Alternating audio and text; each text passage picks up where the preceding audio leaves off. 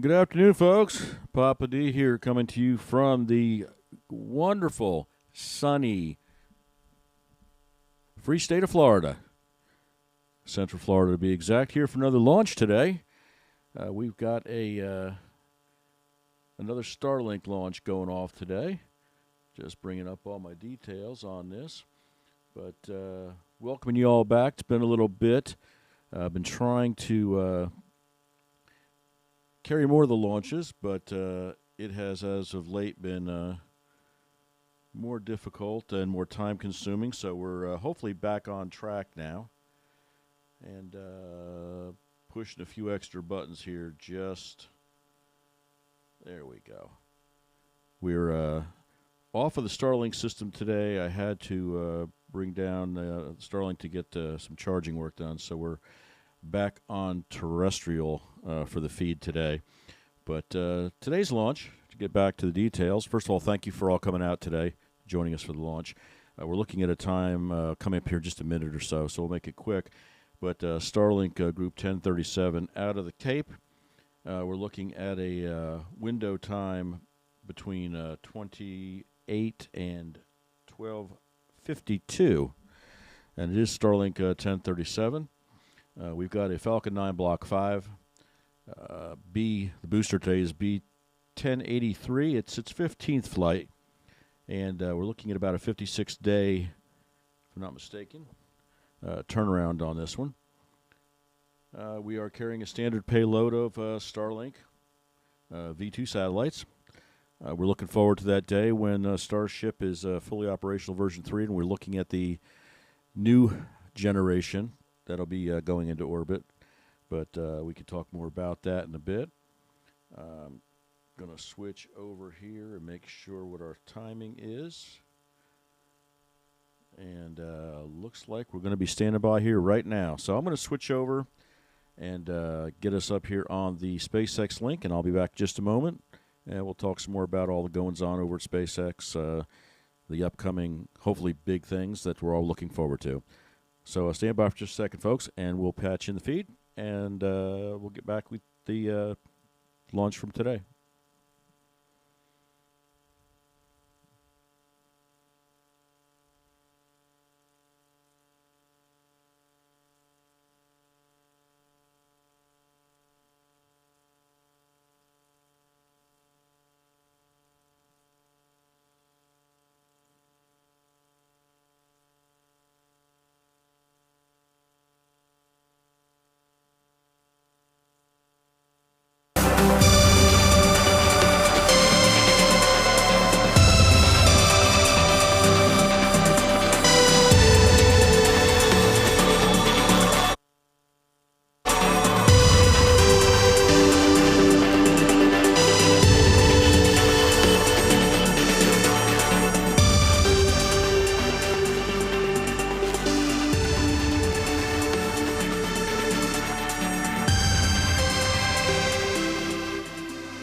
Folks, sorry for that rough patch there, but we've got the feed live, as you can see.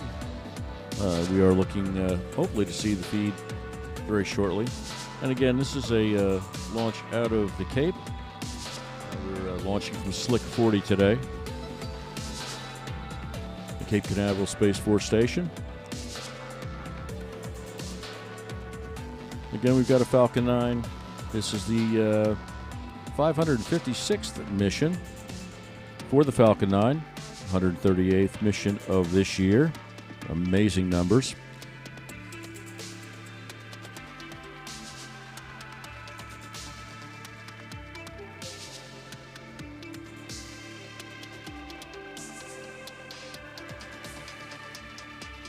And right now, everything is looking good with about a 95% chance of launch.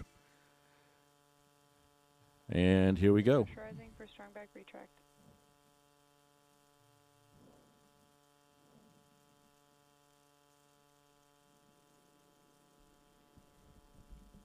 Beautiful shot of the Falcon 9. Again, that's booster 1083. Take a second here before we get too close. We're about 4 minutes out, 4.5 minutes out from launch. Want to thank Maddness Productions for the bumper music. Want to thank, most importantly, SpaceX for the opportunity. Strong back lower has started. For the opportunity they give us all to share the amazing things they do, and the many more amazing things yet to come.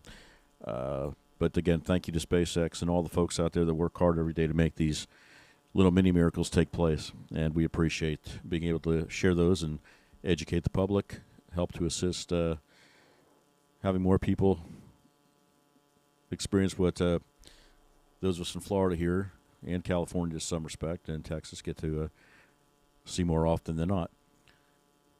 We're about 3.5 minutes out now. Strong back has retracted. Looking for the final closeouts. You'll see a bunch of gas coming off of the Falcon 9. That's the clearing of the lines, making sure all of the locks and the various props are cleared from the lines before launch. The rocket itself is powered by a high-grade fuel. It's named RP1. Basically, it's a high-grade kerosene and separate liquid oxygen to be used as the oxidizer. When the Falcon 9 is fully fueled, you're looking at about 1 million pounds of fuel that will burn off very quickly as the rocket makes the ascent. Stage 1, LOX load complete. Okay, LOX load has been complete. Stage 2 LOX load will be complete, and then they'll be clearing those lines. You'll see that gas clearing. Quite a large cloud will be coming out. Beautiful day here in Florida. We're looking, like I said, at about a 95% chance of launch. We have had some weather as of late, but the space gods are looking favorably upon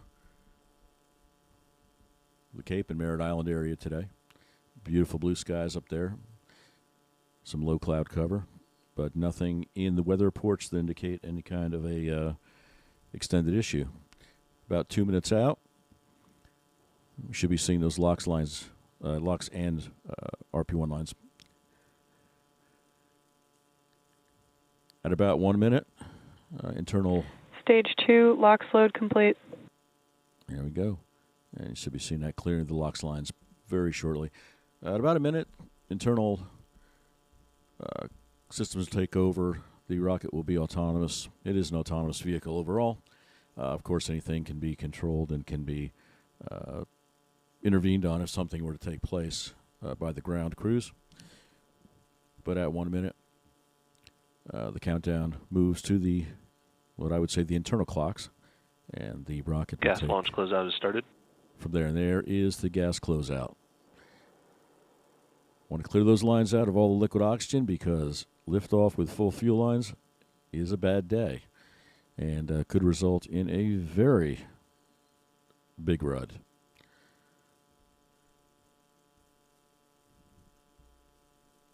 All still looking good. Weather's green. Looks like the range is green. Hardware is green, and with just under a minute, I'm going to stand by, folks, and let you all enjoy. Falcon 9 is in startup. Another takeoff, another launch, however you want to phrase it, but it is a launch. And enjoy. Be back with you very shortly. Go for launch.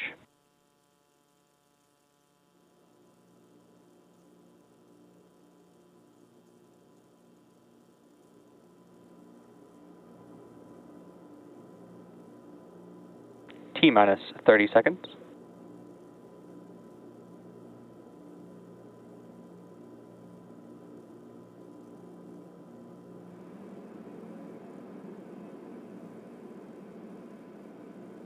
T-minus 15 seconds.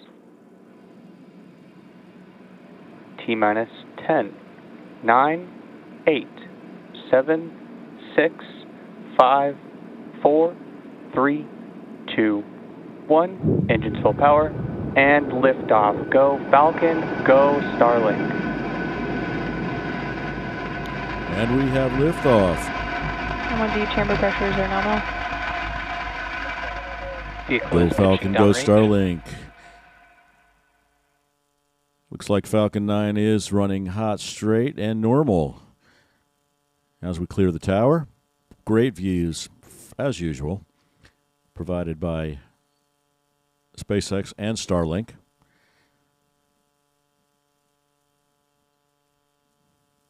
Without all that extraneous cloud cover that we can see this time of the year, you get a beautiful view of Space Coast fading in the distance. Power and telemetry nominal. Everything looking hot, normal. Be coming up on max Q shortly. That is the point of the maximum aerodynamic Falcon pressure is placed supersonic. on the vehicle. Just gone supersonic, as you heard in the call. Again, that's the maximum point of aerodynamic pressure placed on the vehicle. During max Q, they'll take their foot off the gas, so to speak, and then power back up as the vehicle leaves the point of max Q. Coming up shortly, you're going to have a few major events all taking place fairly quickly. Going to have first stage shutdown, stage separation, fairing separation, and then, of course, the light of the second chill stage. has started. All those will be taking place pretty quickly. As you heard that call, the MVAC being cooled. They will cool down the second stage engines. If you try to fire up those engines and throw the fuel, the liquid oxygen, and RP1 downstream too quickly, the catastrophic failure would be quite evident. You can't slam that much into a cold engine. So they pre-cool the engines. Drop a little bit of LOX down in there, cool them down, and that way there's not a shock when the engines ignite. That would be the second stage. Coming up on stage separation shortly. Unlike the Starship, this is done via a set of basically big springs and pushes the two vehicles apart Main as engine opposed cut to off. a hot stage. Stage separation confirmed. And we have stage separation. Beautiful shots. MVAC startup. And the MVAC has started. Very shortly we should be seeing the fairing separations.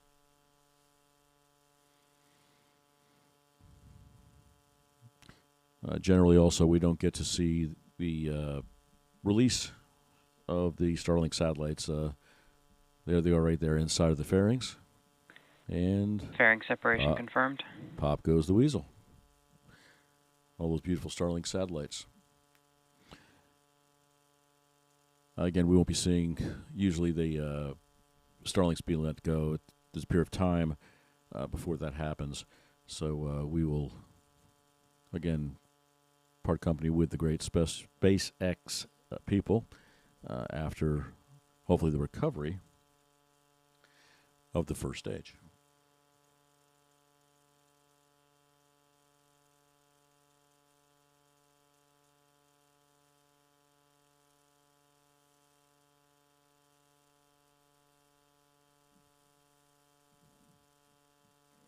Both vehicles are on nominal trajectories.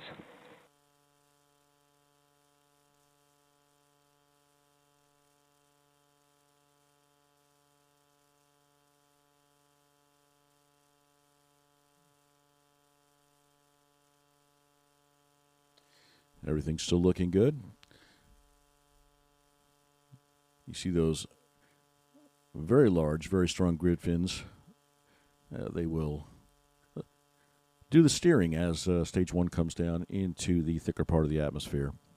No longer being supersonic. Being subsonic, those will catch the air and assist along with those cold gas thrusters to maneuver its way back down in for landing.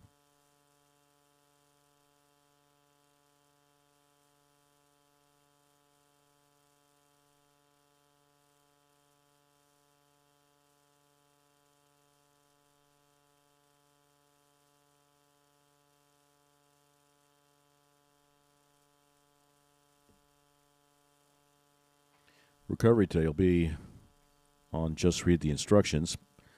Didn't mention that earlier. This will be, looks like the 543rd recovery attempt. and this being the 15th recovery attempt for this particular booster. First stage continues to slowly lose altitude, continue to lose speed on the entry burn, which will be coming up shortly.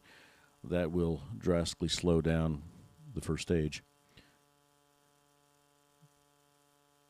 Entry burn generally is 3 of the engines only,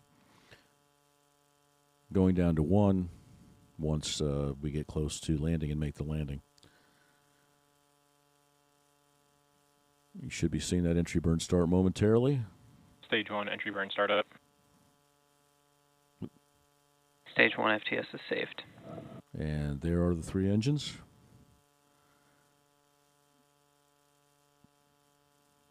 And you see the altitude burning off pretty heavily right now. Again, stage 2 still going strong, about 15,000, 16,000 kilometers per hour. Stage 1 entry burn shutdown. And that's the end of the entry burn. The next burn we will see will be a single engine, that single core engine. And that'll be the final burn leading up to landing on Just Read the Instructions.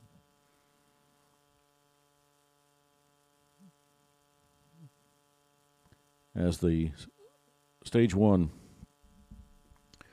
as the booster goes deeper into the thicker parts of the atmosphere, you do see the slowing of speed.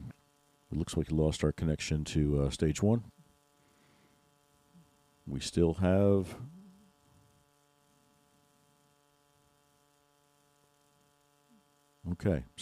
we still have telemetry. Stage 1 transonic.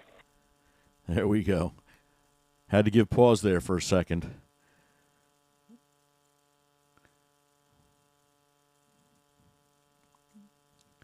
About 7 miles in altitude, speed of about 1,100 kilometers per hour.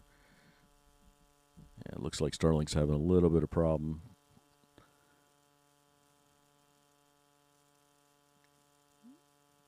Stage 1 landing burn startup. And there's the single engine. Stage 2 is in terminal guidance. And you will see, Just Read the Instructions come up just a second here. Stage 2 has reached terminal guidance, so it is running normal. And on Stage 1 landing leg deploy. And here we go with another perfect landing. B-1083 is back on Stage Just 1 Read the landing Instructions after another Stage 2 FTS is saved. perfectly choreographed landing. All automated. Stage 2 is still moving. And we're just waiting to hear. MVAC shutdown. At this point, we should be hearing that we've made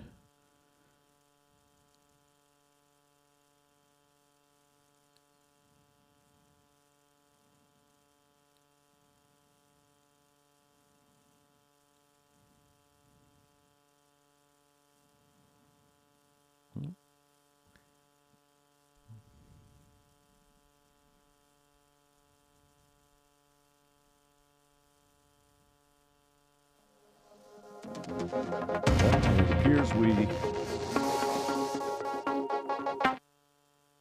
did make the point at which we were shooting for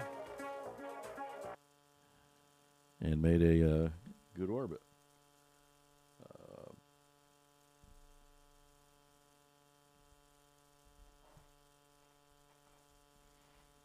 Okay. I'm just waiting to see if there's any further calls come out of that, but I guess that was all we were going to hear.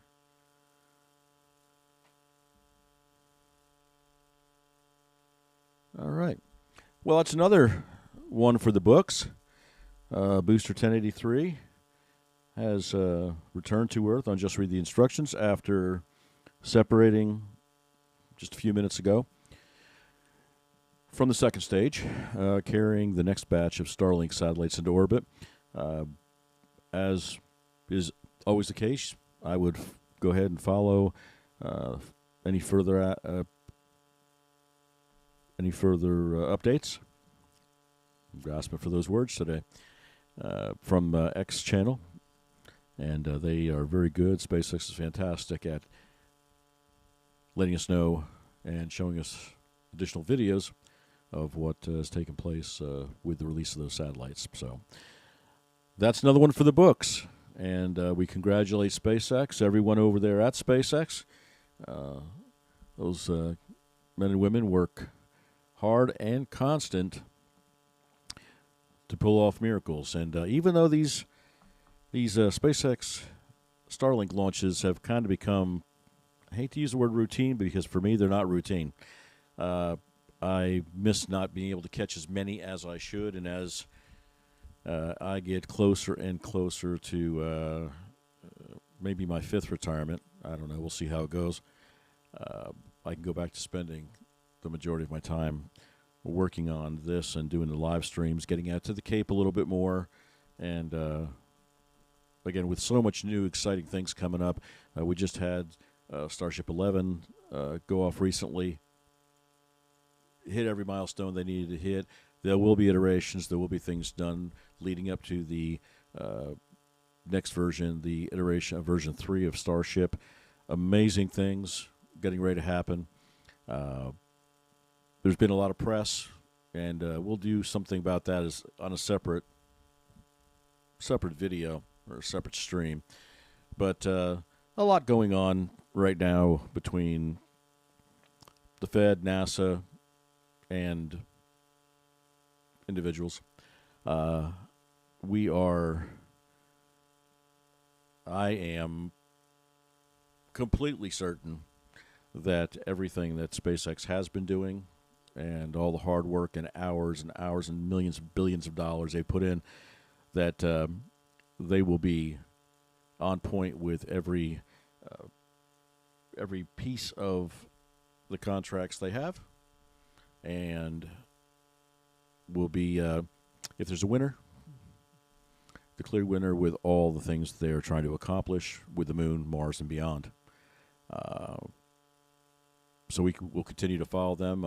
I've been called I'm a rah-rah. I do all that stuff, but as a lot of you have, and a lot of you that follow me, we followed SpaceX since the day of Falcon 1, and once we got past that 4th launch, you just knew that big things were going to happen, and they did.